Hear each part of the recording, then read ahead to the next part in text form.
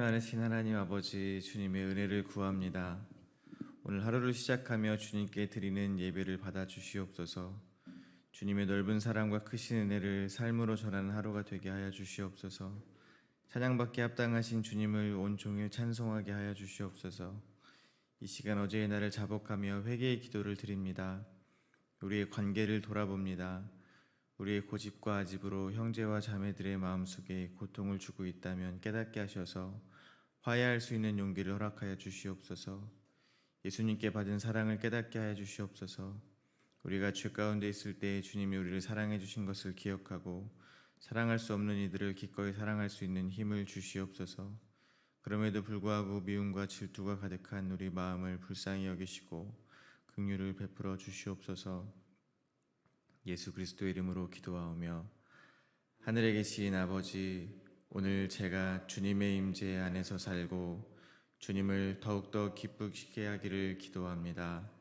주 예수님, 오늘 제가 저의 십자가를 지고 주님을 따르기를 기도합니다. 성령님, 오늘 성령님이 저를 충만하게 채워주시고 성령의 열매, 사랑과 희락과 화평과 오래 참음과 자비와 양성과 충성과 온유와 절제가 제 삶 속에서 익어갈 수 있도록 해 주시기를 기도합니다. 아멘. 말씀을 나누겠습니다. 오늘 저희들에게 주신 하나님의 말씀은 창세기 14장 1절에서 16절까지의 말씀입니다. 저와 여러분이 한 절씩 교독하도록 하겠습니다. 당시에 시날 왕 아므라벨과 엘라살 왕 아리옥과 엘람 왕 그돌라오멜과 고임 왕 디달이, 소돔 왕 베라와 고모라 왕 비르사와 아므나 왕 시납과 스보임 왕 스데벨과 벨라와 곧 소알 왕과 싸우니라. 이들이 다 시딘 골짜기 곧 지금의 여매에 모였더라. 이들이 12년 동안에 그돌라오멜을 섬기다가 제13년에 배반한지라. 제14년에 그돌라오멜과 그와 함께한 왕들이 나와서 아스드롯 카르나임에서 르바 족속을, 함에서 수스 족속을, 사웨 기야담에서 엠 족속을 치고 호리 족속을 그 산 세일에서 쳐서 광야 근방 엘바란까지 이르렀으며, 그들이 돌이켜 엔미사밧 곧 가데스에 이르러 아말렉 족속의 온 땅과 하사 손다말에 사는 아모리 족속을 친지라. 소돔 왕과 고모라 왕과 아드마 왕과 스보임 왕과 벨라 곧 소알 왕이 나와서 시딤 골짜기에서 그들과 전쟁을 하기 위하여 진을 쳤더니, 엘라망 그돌라오멜과 고임왕 디달과 시날왕 아므라벨과 엘라살왕 아리옥 네 왕이 곧 그 다섯 왕과 맞서니라. 시딤 골짜기에는 역청 구덩이가 많은지라. 소돔 왕과 고모라 왕이 타락할 때 그들이 거기 빠지고 그 나머지는 산으로 도망하매, 네 왕이 소돔과 고모라의 모든 재물과 양식을 빼앗아가고 소돔에 거주하는 아브라함의 조카 롯도 사로잡고 그 재물까지 누락하여 갔더라. 도망한 자가 와서 히브리 사람 아브라함에게 알리니 그때 아브라함이 아모리 족속 마므레의 상수리 숲을 근처에 거주하였더라. 마므레는 에스골의 형제요 또 아넬의 형제라. 이들은 아브라함과 동맹한 사람들이더라. 아브라함이 그의 조카가 사로잡혔음을 듣고 집에서 길리고 훈련된 자 318명을 거느리고 단까지 쫓아가서 그와 그의 가신들이 나뉘어 밤에 그들을 쳐 부수고 다메섹 왼편 호바까지 쫓아가 모든 빼앗겼던 재물과 자기의 조카 롯과 그의 재물과 또 부녀와 친척을 다 찾아왔더라. 아멘. 아브라함을 부르신 하나님은 기근과 풍요의 상황을 통해서 아브라함에게 진짜 풍요가 무엇인지, 그리고 하나님이 약속하신 땅이 어떤 것인지를 깨닫게 하여 주셨습니다. 아브라함은 기근을 통해 드러났던 자신의 믿음 없음의 행동을 통해서 기근보다도 애굽왕 바로보다도 더 크신 하나님을 만났습니다. 진짜 풍요는 하나님께 있다는 것을 안 아브라함은 조카 롯과 땅을 다투지 않고 롯에게 눈에 보이기 좋은 땅을 양보했습니다. 그리고 하나님께서 주신 땅과 자손에 대한 약속을 믿고 헤브론, 마물의 상수리 숲을 근처에서 장막을 치고 살았습니다. 오늘 본문은 세상 왕들의 전쟁 이야기이며 그 가운데 포로로 잡혀간 조카 롯을 아브라함이 구해오는 이야기입니다. 오늘 본문은 크게 두 문맥으로 나누어서 묵상하겠습니다. 첫 번째 문맥은 1절부터 12절입니다. 메소포타미아 지역의 4개국과 가나안 사해 지역의 5개국이 서로 전쟁을 벌이는 가운데 롯이 포로로 잡혀갔음이 기록되어 있습니다. 두 번째 문맥은 13절부터 16절입니다. 아브라함이 318명을 거느리고 롯을 구해오는 이야기입니다. 첫 번째 문맥 1절부터 4절입니다. 우리말 성경으로 읽겠습니다.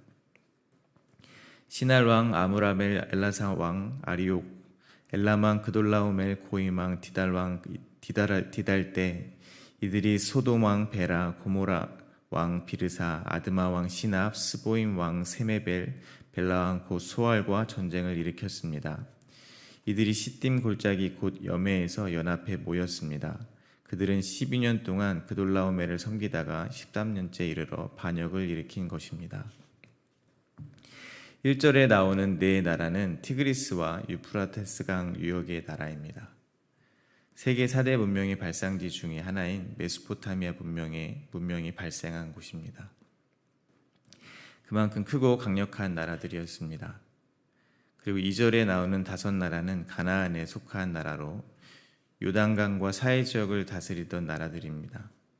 동쪽 4개국 연합군과 서쪽 5개국 연합군이 전쟁을 벌이는 것입니다.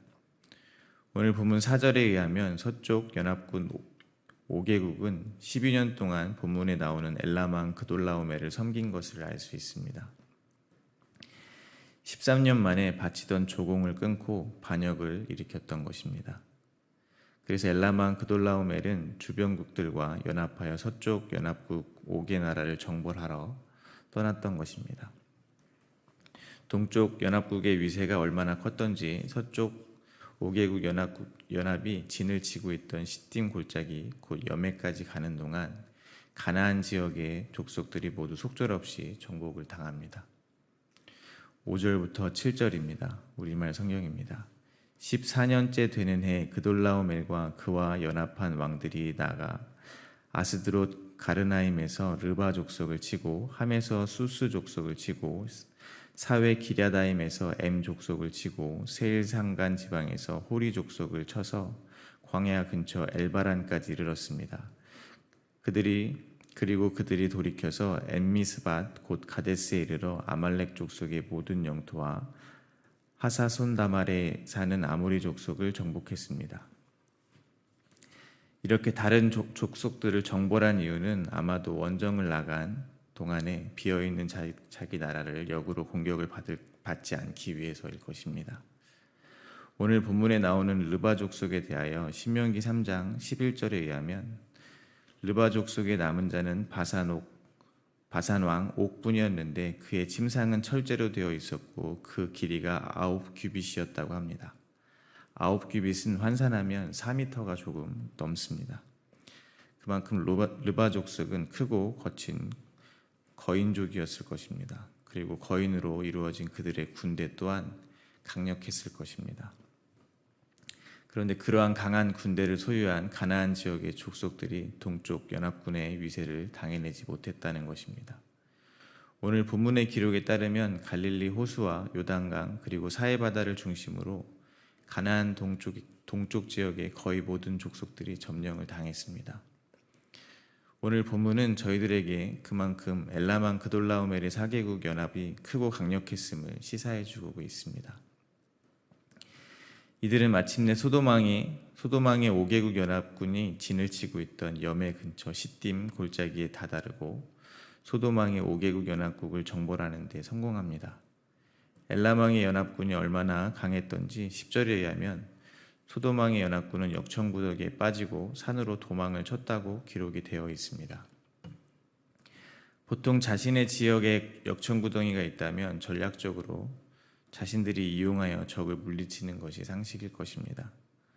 그러나 자신들이 사용하기는커녕 그 지형에 익숙한 자기들이 빠졌다는 것은 그만큼 혼비백산했다는 것입니다. 비교가 안 되는 전력 차이로 패배했음을 추측할 수 있습니다. 그렇게 소돔과 고모라는 함락이 되었고 소돔에 거주하고 있던 아브라함의 조카 롯이 포로로 잡혀가게 되었던 것입니다. 오늘 본문 11절과 12절입니다. 내 왕이 소돔과 고모라의 모든 재물과 양식을 빼앗아가고 소돔에 거주하는 아브라함의 조카 롯도 사로잡고 그 재물까지 노력하여 갔더라. 첫 번째 문맥을 통해 우리가 사는 세상과 우리의 삶의 현실을 묵상할 수 있습니다. 오늘 본문 14장의 전쟁과 같이 우리가 사는 세상은 끊임없이 자기의 영역을 조금이라도 넓히고자 하는 싸움이 일어나는 곳입니다. 먹고 먹히는 야생의 삶과 본질적으로 다르지 않다는 것입니다. 회사는 다른 회사와 학생은 다른 학생과 나라는 다른 나라와 영역 싸움을 합니다. 사람들은 어느 조직에 가더라도 더 많은 영역을 차지하여 더 많은 영향력을 행사하기 위해 노력합니다. 혼자서는 힘이 부족하다면 서로 힘을 합치고 힘이 있는 중심으로 모여서 어떻게든 살아남기 위해서 애를 씁니다. 그러나 땅, 곧 이 세상은 주인이 애초에 하나님이십니다.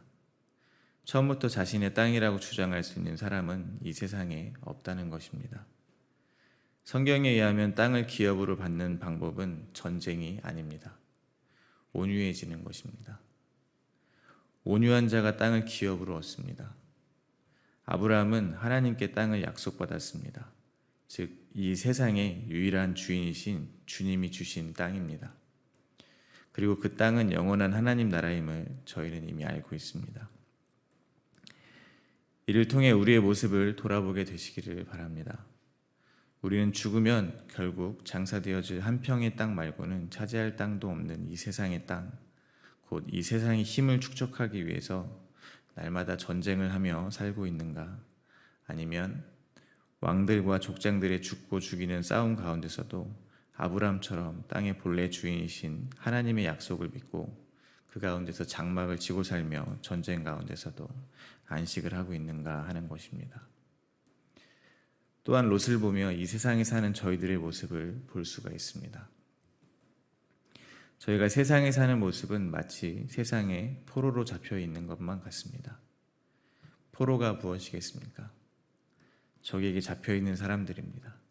자신의 뜻대로 할 수 없는 사람들입니다. 자신을 사로잡은 적군에 협조하지 않으면 안 되는 사람들입니다. 저희들의 삶을 살아가면서 하는 대부분의 결정이나 태도를 정하는 이유 중 많은 부분을 차지하고 있는 것은 바로 타인의 시선일 것입니다. 그렇지 않습니까? 또한 우리가 우울하고 조급해지는 이유도 살펴보면 타인의 평가와 관련이 많습니다. 남들이 보기에 좋지 못할 때, 남들에게 내세울 곳이 없을 때 우리의 마음이 어렵습니다. 또한 세상에는 풍조라는 것이 있습니다. 시대에 유행이 있다는 것입니다. 세상의 풍조에 따라서 내 의사를 결정하는 경우가 적지 않습니다. 성경에서 예수님을 통해 배운 삶의 방식대로 살면 이 세상에서는 못 살 것 같습니다. 그래서 하나님이 다스리는 세상에 살면서도 속 시원하게 주님 뜻대로 살지를 못합니다. 세상을 다스리는 왕들의 방식대로 살아가게 되는 것입니다. 아직도 이 세상을 다스리시는 왕이 진짜 하나님이라는 사실이 믿어지지 않기 때문에 그렇습니다. 세상이 포로가 되어버린 저희들은 성경에서 나를 살리는 분은 하나님이시며 우리가 살아야 하는 세상은 하나님 나라이며 우리를 통치하시는 분도 하나님이라는 것을 아무리 듣고 읽고 심지어 다른 사람에게 전하기까지 해도 이 땅에서 언제든 걷어낼 수 있는 초라한 장막을 치고 살기보다는 든든한 성을 지어야 할 것 같다는 것입니다. 내 영역이 넓어지는 것을 하나님의 복이라 여기지 내 영역을 점점 빼앗기고 심지어 목숨까지 내어주는 십자가의 삶을 복이라고 여기지 못한다는 것입니다. 사랑하는 자녀를 보며 좁은 길을 가라, 십자가를 져라, 그 길만이 예수님의 제자가 되는 유일한 방법이다 라고 축복을 해주는 부모는 잘 없다는 것입니다. 아직도 저희는 많은 부분에서 여전히 세상의 포로로 살아가고 있음을 인정할 수밖에 없는 것입니다. 그래서 많은 성도님들이 나는 그리스도의 복음을 알고 예수님께서 다스리신 삶을 살고 하나님의 나라를 소망하면서도 나는 왜 여전히 땅의 것, 땅의 힘에 마음이 미혹되어 있는가? 나는 진짜 성도가 맞는가? 하고 애통해하고 계시는 것입니다. 두 번째 문맥 13절부터 15절입니다. 도망한 자가 와서 히브리 사람 아브람에게 알리니 그때 아브람이 아모리 족속 마물의 상수리 숲을 근처에 거주하였더라. 마물의 에스골의 형제요 또 아넬의 형제라. 이들은 아브람과 동맹한 사람들이더라. 아브람이 그의 조카가 사로잡혔음을 듣고 집에서 길리고 훈련된 자 318명을 거느리고 단까지 쫓아가서 그와 그의 가신들이 나뉘어 밤에 그들을 쳐부수고 다메섹 왼평 호박까지 쫓아가. 두 번째 문맥에서 아브람은 용감한 선택을 합니다. 첫 번째 문맥에 기록되어 있듯 엘람 왕의 동방 연합군은 가나안 지역을 모두 정복하고 지나갈 만큼 강력했습니다. 당연히 대군이었을 것입니다. 하나님께서는 아브라함을 부르셔서 기근보다도 크신 분, 애굽의 바로보다도 크신 분이 하나님이라는 사실을 깨닫게 하셨습니다. 하나님이 약속하신 땅에만 눈이 머물러 있던 아브라함은 점차 약속을 하시는 하나님만을 바라보게 되었을 것입니다. 또한 아브라함은 믿음의 여정을 걸으며 어느덧 눈에 보이는 풍요보다 더 중요한 것을 보게 된 것 같습니다. 주님을 의지하여 조카 롯을 사랑하는 마음으로 자신을 희생할 수 있는 사람이 되었습니다. 아브라함은 자신의 집에서 잘 훈련된 사람들을 데리고 대적을 향하여 용감하게 돌진합니다. 훈련된 자들이 아브라함과 전쟁터로 나간 것입니다. 여기서 한 가지 묵상하기를 원합니다. 그것은 성도들은 평소에 훈련이 되어 있어야 한다는 것입니다. 어떤 훈련이 되어야 하겠습니까? 에베소서 6장 12절에 의하면 우리의 싸움은 혈과 육을 상대하는 것이 아니라고 합니다. 통치자들과 권세들과 이 어둠의 세상 주관자들과 하늘에 있는 악한 영들을 상대함이라고 하고 있습니다. 믿음이 있는 성도들의 삶에서 겪는 전쟁 같은 삶은 사실 혈과 육의 전쟁이 아니라 영적인 전쟁이라는 것입니다. 이 전쟁을 위해 성도는 이 땅의 통치자가 누구인지 깨닫는 훈련을 해야 합니다. 권세자가 누구인지 깨닫는 훈련을 해야 합니다. 세상의 주관자가 누구인지 알게 되는 훈련을 해야 합니다.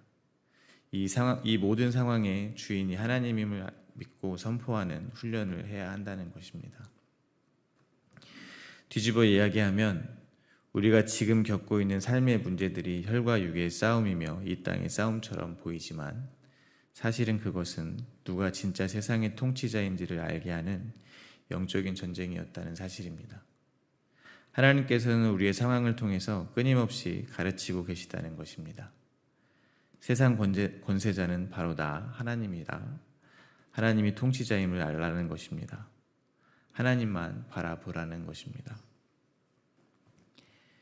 이 전쟁은 분명 아브라함이 잘해서 이긴 싸움이 아님을 바로 다음 장인 14장 20절에서 밝히고 있습니다. 이 전쟁은 하나님께서 대적들을 아브라함의 손에 붙여주셨기 때문에 이긴 싸움입니다. 결코 아브라함의 가신들과 동맹국들이 훈련이 잘 되어서 슈퍼히어로처럼 318명으로 위세등등한 엘람 왕과 그 동맹국을 이긴 것이 아니라는 것입니다. 이 전쟁을 통해서 아브라함이 깨달아야 하는 것은 여전히 무엇보다 크신 분이신 하나님이라는 것입니다. 저와 여러분도 이 말씀을 통해 그 무엇보다 크신 주님을 바라보게 되기를 원합니다.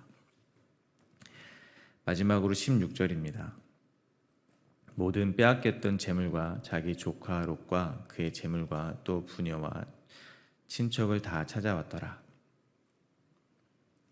엘라만 그돌라오멜의 연합군에 비하면 318명의 훈련된 가신들은 비교할 수 없이 연약합니다.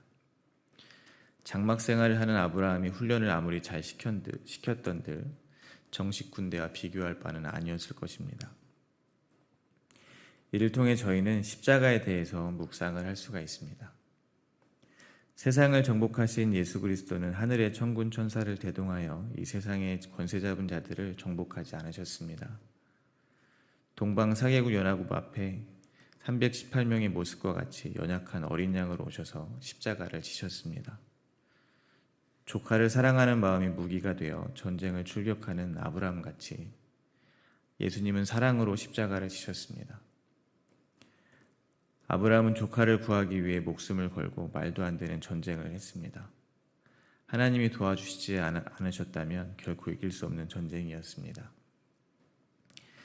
마찬가지로 세상의 포로로 잡혀있는 주님의 자녀들인 저희를 구하시기 위해서 예수 그리스도가 이 땅에 십자가를 지러 오시는 것입니다.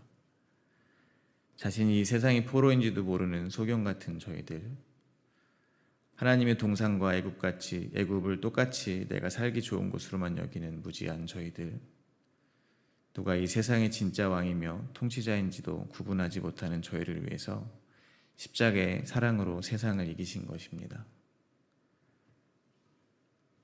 저희는 모두 이러한 십자가의 은혜를 입은 자입니다. 만일 이 역사 가운데 여기 계신 성도님들 중 단 한 사람만 하나님의 택함을 받은 자라 할지라도 예수님은 십자가를 지셨을 것입니다. 그만큼 하나님의 약속은 견고합니다. 흔들림이 없습니다. 신앙생활을 하면 할수록 내가 가짜 성도인 것 같고 여전히 세상 왕의 방식을 더 좋아하는 자신이 미워진다 할지라도 우리가 바라보아야 할 것은 하나님의 사랑이어야 합니다. 하나님의 약속이어야 합니다. 그리스도의 십자가를 의지하여 다시 일어나야 할 것입니다. 하나님께서는 결코 택하신 백성들을 잃지 않으시는 분임을 믿으시기 바랍니다. 끝까지 쫓아가 죄의 포로된 주님의 백성들을 구원해 주실 것입니다. 말씀을 맺겠습니다. 아브라함의 무기는 롯을 향한 사랑이었을 것입니다.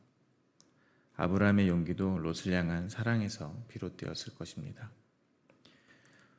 오늘도 저희는 세상에 칼과 창을 들고 나가는 것이 아니라 예수님이 알려주신 최고의 방법인 십자가의 사랑으로 나아갑니다. 저희들의 무기는 사랑입니다. 나를 구원해 주신 예수 그리스도의 사랑으로 충만해지셔서 우리의 이웃, 가족, 동료를 내 몸과 같이 사랑하시는 귀한 날 되시기를 소망합니다.